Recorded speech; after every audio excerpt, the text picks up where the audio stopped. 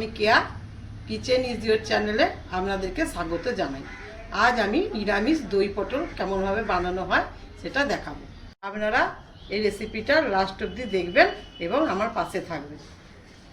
চলুন রান্নাটা শুরু করা যাক। আজকে শ্রাবণ মাসের শেষ সোমবার, তাই আজকে আমি ঘরোয়া পদ্ধতিতে কম মশলা দিয়ে দই পটল বানানো দেখাবো। এর জন্য পটল নিয়ে নিয়েছি। পটলগুলো হালকা খোসা ছাড়িয়ে এরকম করে কেটে নিয়েছি, যাতে মশলাটা ভালোভাবে পটলের মধ্যে ঢুকতে পারে। এবারে বানানোর জন্য আমি কিছুটা কাজু বাদাম নিয়েছি। কাজু বাদামটাতে এবার একটু জল মিশিয়ে নেব। আর নিয়েছি দই। দইয়ে কিছুটা চিনি আর কিছুটা আর পাউডার দুধের গুঁড়ো একটু মিশিয়ে নেব।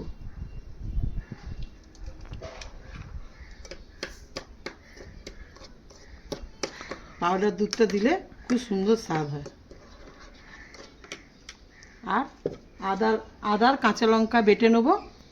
আর মশলার মধ্যে নেব নুন, হলুদ, লঙ্কা গুঁড়ো, জিরা গুঁড়ো আর ধনিয়া গুঁড়ো। আর ফোড়ন দেওয়ার জন্য নেব কিছুটা তেজপাতা আর লবঙ্গ, এলাচ আর দারচিনি অল্প পরিমাণে। রান্নায় আমি সর্ষের তেল ব্যবহার করব। এবার পটলটাতে নুন, হলুদ আর একটুখানি গুঁড়ো লঙ্কা মাখিয়ে নেব।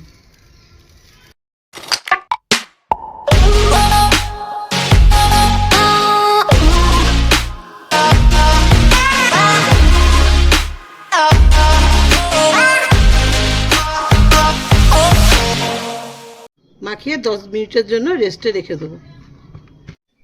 কাজু বাদামটা এভাবে বেটে নিয়েছি, আর কাঁচা লঙ্কা আর আদা বাটাটা এভাবে বেটে নিয়েছি। এবারে এই মশলাগুলোকে জল দিয়ে গুলে নেব।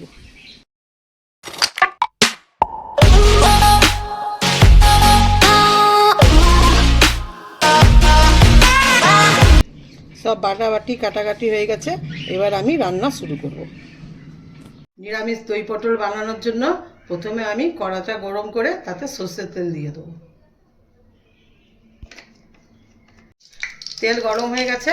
এবার আমি পটলগুলোকে লাল লাল করে ভেজে নেব।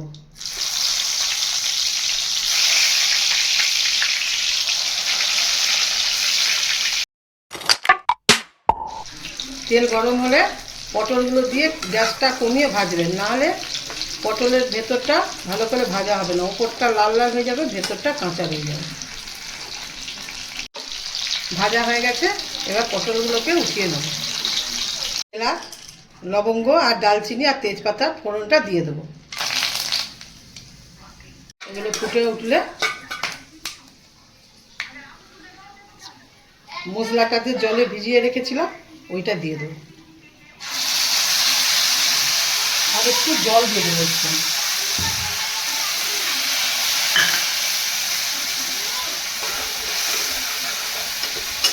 গ্যাসটাকে কমিয়ে কমিয়ে ভাজি।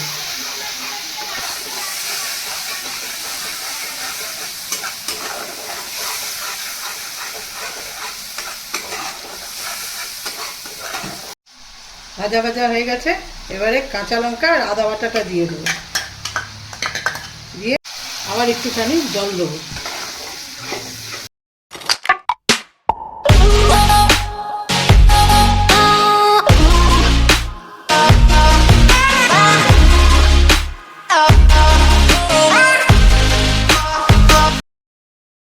কাজু বাদাম বাটাটা দিয়ে দেবো।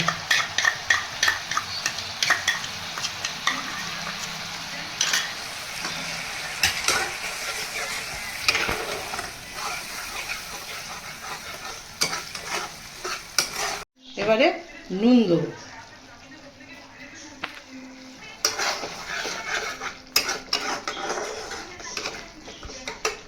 তারপরে পটলগুলো দিয়ে দেবো।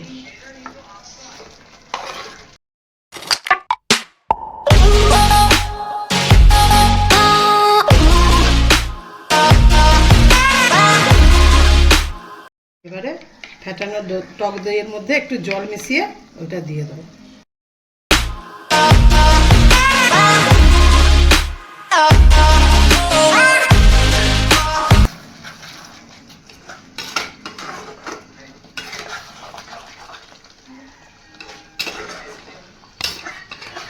এবারে ঘরে বানানো গরম মশলা 1 চামচ দিয়ে দেবো।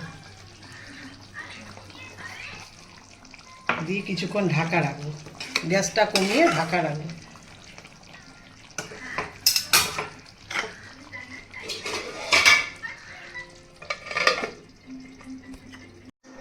এবারে ঢাকাটা খুলে দেবো।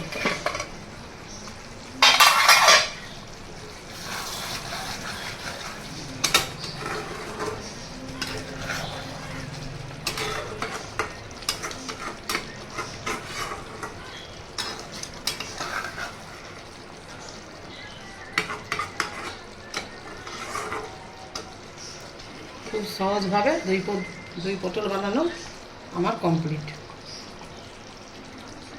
এবারে গ্যাসটা বন্ধ করে দেব, বন্ধ করে আবার ঢাকা দিয়ে দেবো। এবার আমি ঢাকাটা খুলছি, দেখুন দই পটলের কালারটা কেমন এসেছে।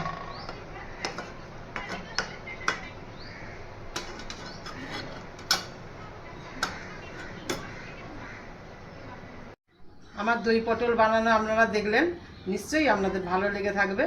যদি ভালো লেগে থাকে তাহলে বাড়িতে একবার হলেও বানিয়ে দেখবেন।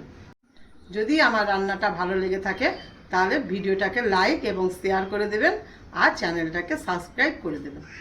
ধন্যবাদ।